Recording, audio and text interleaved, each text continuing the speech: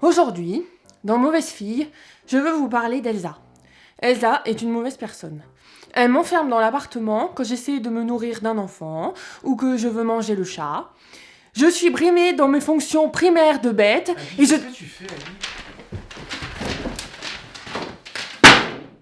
Rien ?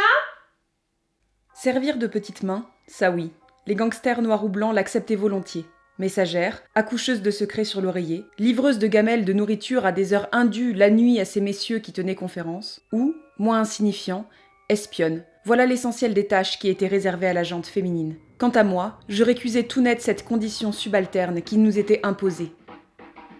Les mauvaises filles, ce ne sont pas que des méchantes sur toute la ligne. Parfois, ce sont aussi des femmes qui bousculent, qui se battent, qui défendent des idéaux, ou juste qui essaient de s'en sortir du mieux qu'elles peuvent, de leur manière à elles. Parce que finalement, est-ce qu'on n'a pas toutes un peu besoin d'une mauvaise fille dans nos vies parfois ? Nous, les gentilles filles. C'est pas une gentille fille. Tais-toi !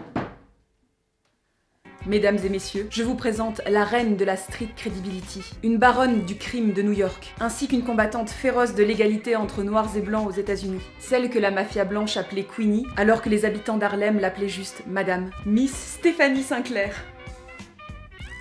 Mais c'est moi qui joue Stéphanie Sinclair ? Et ben qui d'autre ? Mais je suis pas... je suis plutôt palote, quoi.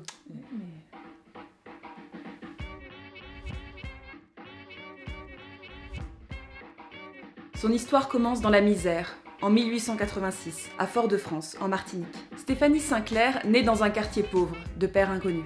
Oh. Sa mère, elle, veut lui donner une bonne éducation. Ah. Mais la maman en question tombe gravement malade. Oh. Du coup, Stéphanie, adolescente, va trouver très vite du travail dans une riche famille de blancs, les Verneuil, Ah. dont le fils va la violer. Oh mais non. En 1912, elle quitte son île, part en France, mais ne trouvant pas d'emploi décent malgré son intelligence et son éducation du fait de sa couleur de peau, elle immigre finalement à New York, et elle apprend l'anglais pendant la traversée en bateau. Déjà, la meuf sait ce qu'elle veut. Et puis, Sinclair, ça sonne trop français. Alors elle s'appellera Sinclair. Sinclair. Non, plus, Sinclair. Sinclair. Bref, bim, la voilà dans les Five Points, un quartier sordide de New York, blindé d'Irlandais notamment. Stéphanie se laisse pas démonter. Elle apprend à baragouiner du gaélique et se fait repérer par une bande locale pour son caractère et son courage. À 26 ans environ, elle commence donc sa longue carrière dans la pègre en devenant membre du gang des 40 voleurs. Oh, le nom de nulos. Cette organisation est spécialisée dans le racket, et Stéphanie s'en sort très bien. Elle prend la confiance, apprend à bien manier l'arme blanche, et notamment un petit rasoir, qu'elle portait supposément sur elle en permanence. Par exemple, un jour, le chef de la bande la gifle. Mais la meuf, elle a vécu déjà. Et s'il y a bien un truc qu'elle a retenu dans tout ça, c'est qu'elle se laissera plus jamais faire. Plus jamais. Alors hop, elle l'émascule, dans la rue, en plein jour, au rasoir. C'est parce que j'ai coupé. Dans le même ordre d'idées, elle va planter une fourchette dans l'œil droit d'un de ses amants et gardes du corps parce qu'il trempait dans des affaires de prostitution et qu'il l'a obligée à faire des passes. Mais qu'est-ce que je fais de ça maintenant ? À cause de tous ses exploits, elle doit se faire oublier pour un moment. Elle part quelque temps de New York, direction la Nouvelle-Orléans. Malheureusement, le bus qu'elle prend aurait été arrêté par le Ku Klux Klan. Ils pendent et brûlent plusieurs passagers noirs sous ses yeux. Et elle-même sera violée plusieurs fois. Une torture qui ancrera encore plus profondément en elle la volonté et le courage de se battre contre les exactions faites aux Noirs. Elle retourne à New York, s'installe à son compte, dans le commerce de la drogue. Elle prend de plus en plus d'ampleur, sème ici et là une ou deux morts de plus. Elle aurait tué son mec du moment par accident, lors d'une dispute musclée. Et, en 1915... Attends, mais tout ça, ça s'est passé en 3 ans ? En 1915 donc, elle s'installe définitivement dans le nord de Harlem. Là-bas, il faut se faire un trou entre les différentes mafias. Un truc où elle marchera pas trop, ou en tout cas pas trop vite, sur les pieds des autres autour. Les mafias juives et italiennes détiennent les nightclubs réservés aux blancs, et la mafia noire se concentre sur les jeux illégaux. Stéphanie Sinclair se concentre donc sur la bolita, ou bolito, ou file-moi tes sous et si tu as de la chance, on tirera la bonne boule et tu regagneras tes sous et ceux des autres avec. Une loterie clandestine. Et ça marche du tonnerre. Très vite, elle devient ultra riche et se forge une réputation et une place parmi la Harlem Renaissance. Des intellectuels noirs qui se battent pour la reconnaissance de la culture afro-américaine et qui portent haut les revendications d'égalité des droits. Stéphanie Sinclair donne du travail à énormément d'habitants de Harlem. Mais la fin de la prohibition vient attirer les autres mafias vers son business à elle. Et là, c'est la guerre. Deux parrains veulent se disputer Harlem, Dutch Schultz et Lucky Luciano. Et Sinclair marche clairement sur leur plate-bande. Et puis c'est une femme, et puis elle est noire, bref, c'est chiant. Ils essaient de l'intimider, à coups de mitraillettes et de tabassage d'hommes de main, mais c'est mal connaître la meuf. Oh que oui! Parce qu'elle est intelligente, la meuf. Elle s'entoure d'hommes de main fidèles, dont certains deviendront ses amants d'ailleurs, dénonce Schultz à la police, et entraîne la chute de toute une partie de son staff, et un énorme trou financier dans son business. Et quand c'est la police qui vient lui chercher des noises, notamment en la coffrant 8 mois en prison pour une affaire qui aurait été inventée de toutes pièces, elle s'allie avec le rédacteur en chef du New York Amsterdam News, et se voit offrir une tribune régulière dans laquelle elle dénonce la corruption de certains policiers, le racisme, l'injustice, la ségrégation, la pauvreté. Et elle tient bon, et elle ne craint personne. Une quinzaine d'officiers de police qu'elle a dénoncés vont être démis de leurs fonctions quand même. Et elle tiendra les autres en respect grâce à un petit carnet dans lequel elle a consigné tous les pots de vin qu'ont pu recevoir certains officiers de certains mafieux. Aux membres de ma race. Qu'est-ce que tu fais, Agui ?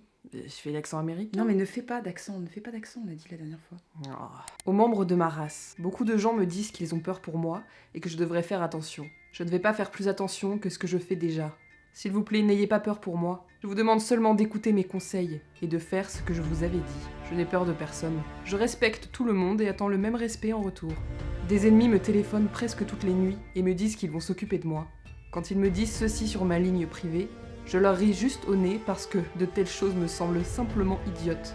Ces mêmes ennemis entreprennent maintenant de m'incriminer en disant que je porte une arme sur moi. Ils essaient de faire cela et beaucoup d'autres choses, mais ils auront du boulot avant d'y parvenir. Parce que je suis au courant de tout, entre 3 et 7 jours avant que quoi que ce soit ne se passe. Pour finir, je dirais juste que je continuerai à me battre jusqu'à ce que les membres de notre race obtiennent les lois que la justice et la légalité leur doivent.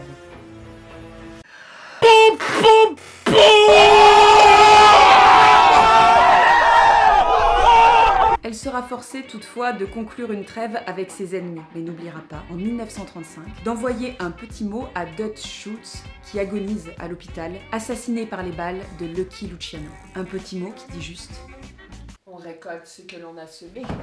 Stéphanie Sinclair continuera de se battre pour ses droits et ceux de ses compatriotes. Et sa vie continuera d'être toujours aussi dingue, chaotique et difficile à suivre.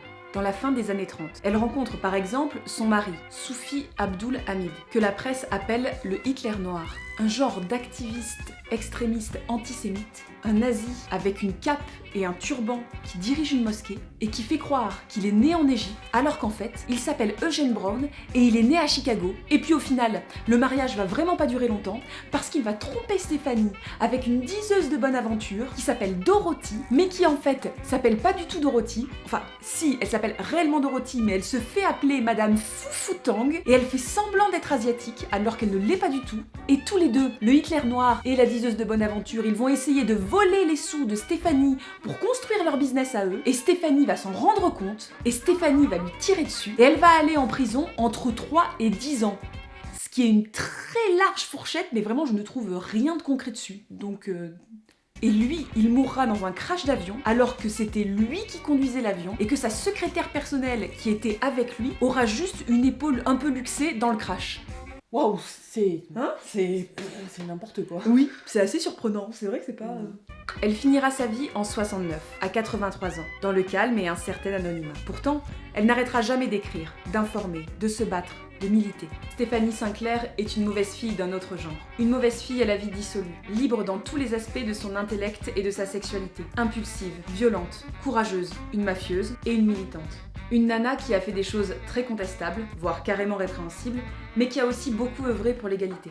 Une nana qui n'a pas eu peur de grand-chose dans sa vie, et qui a fait tout ce qu'elle a pu pour ne plus jamais être une victime, pour ne plus jamais se laisser marcher dessus. Une nana avec une grosse paire d'ovaires, capable du meilleur, comme du pire.